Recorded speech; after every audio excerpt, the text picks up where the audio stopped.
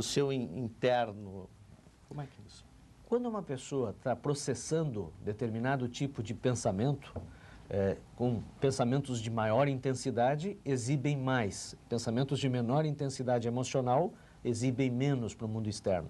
Então, quando uma pessoa está processando pensamentos e de uma razoável intensidade emocional, a expressão externa é muito evidente para olhos treinados, pelo menos. Claro que o leigo vai dizer assim, não, a gente vê que as pessoas estão emocionadas. Mas ele não entende como correlacionar as expressões externas das pessoas com os processos internos. Então, uma das coisas que a neurolinguística chama atenção, e que é um óbvio que está na cara de todo mundo, mas pouca gente organizou esse conhecimento do jeito que a neurolinguística está propondo, é o movimento dos olhos. Então, em alguns momentos, quando se faz algumas perguntas que trazem à tona processos emocionais, processos de pensamento, que são intensos, a gente diz, os olhos se mexem. E os olhos se mexem em certas direções de forma consistente e sistemática. E o movimento dos olhos, para nós que observamos a comunicação das pessoas em neurolinguística, não tem muita importância quando eles estão aleatórios. As pessoas mexem os olhos, eu estou falando com as pessoas, eu estou mexendo os olhos.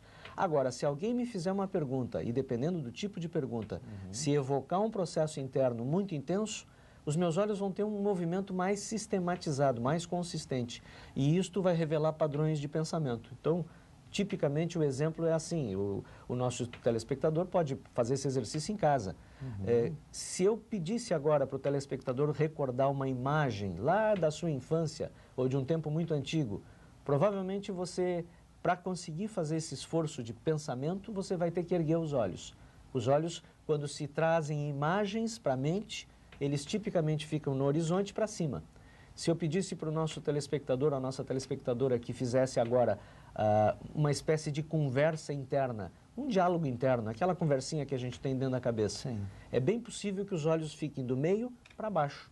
Isso é apenas para mostrar assim, que existem diferenças de processamento e eles se manifestam através de gestos de olhar, e que não é só os olhos, evidentemente, mas os olhos é uma forma muito intensa e muito grosseira até, e que as pessoas não notam ou não correlacionam uma coisa com a outra. As pessoas sabem que os outros mexem os olhos, mas não sabem o que isso significa. O que significa.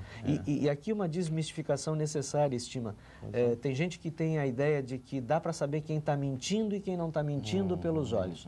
Muito cuidado, a gente não sabe quem está mentindo e quem não está mentindo com o movimento dos olhos. A gente pode, eventualmente, saber quem está criando e quem está recordando.